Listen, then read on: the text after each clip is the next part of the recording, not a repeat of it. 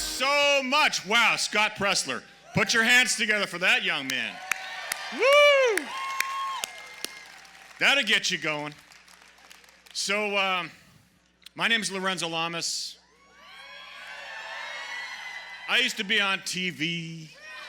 A lot of you guys might remember me from a show called Renegade, where I was a long-haired bounty hunter that didn't wear very many shirts.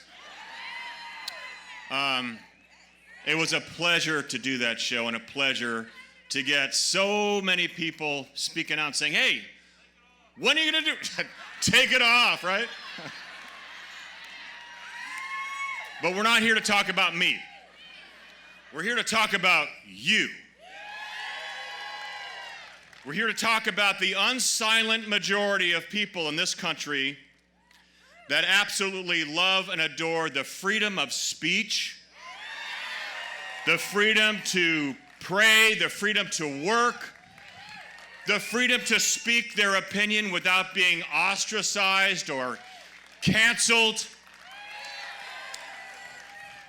And it's just an amazing movement. I was talking to our founder, Brandon, earlier this morning about his purpose, and God put him on this planet to do this.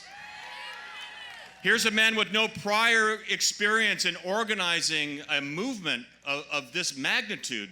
I mean, he's an actor. He was a hairdresser. I mean, God spoke to this individual and said, somebody has to put together a group of people like we are that are completely anti-bully.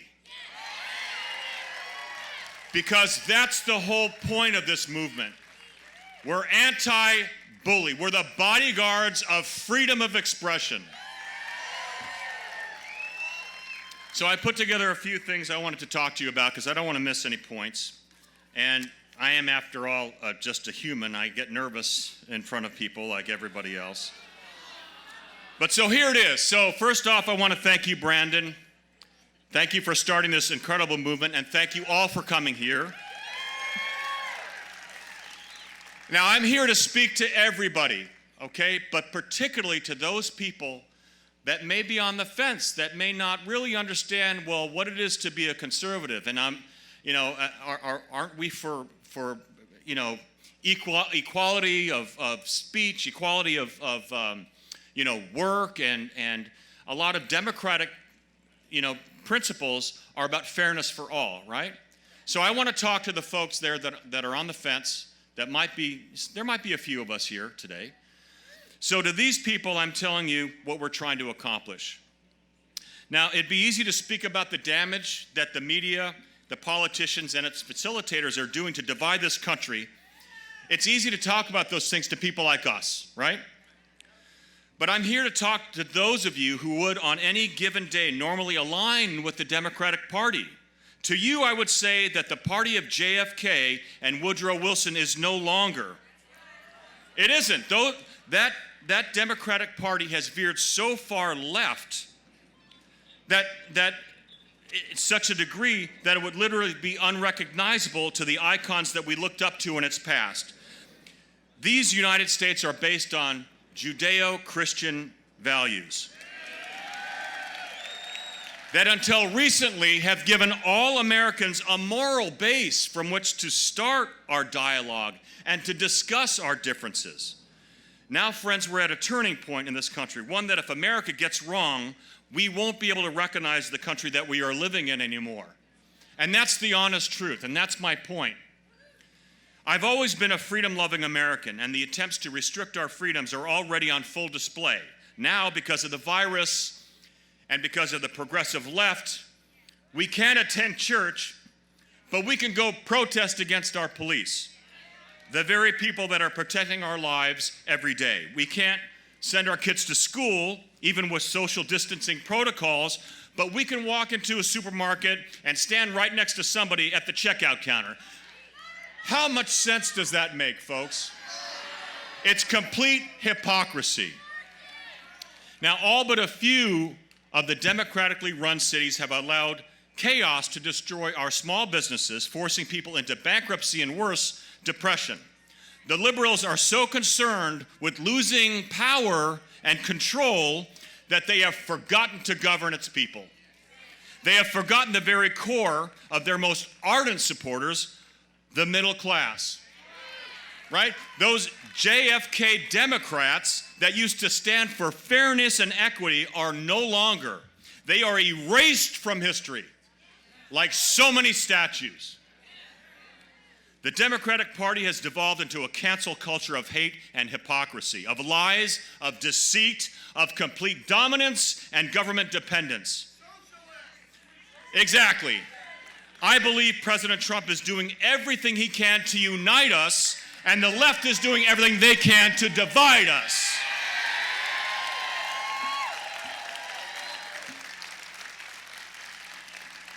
Now, we all know that without a moral compass, we have no higher power to answer to, right?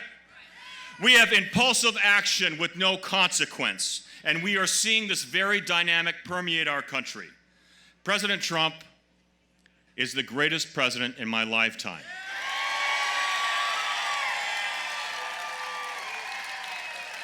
I'm going to tell you why. President Trump didn't create political corruption, he revealed it. He didn't create media bias, he revealed it. He didn't create a cancel culture environment, he revealed it. He didn't create the censorship of faith, he revealed it. He didn't create urban decay in democratically run cities, he revealed it. He didn't create democratic hypocrisy, he revealed it. And that's why this November we must vote. And we must vote Republican across the board to save our country. Literally, we have to save our country from the radical and hateful discourse that the Democrats have brought to the table. In every district, every county, every city, and every state, vote red. America and her ideals have never been more threatened by atheists and socialists ever in our history. Marxism and fascism have been permeating our children's education for decades now. And now it's finally coming for all of us this November. This is not a vote for one party or another. Your vote is a choice between democracy or socialism. We are fighting for the very soul of our nation. So please, I beg you, educate yourselves. Don't listen to the mainstream media and so-called polls. We are a majority.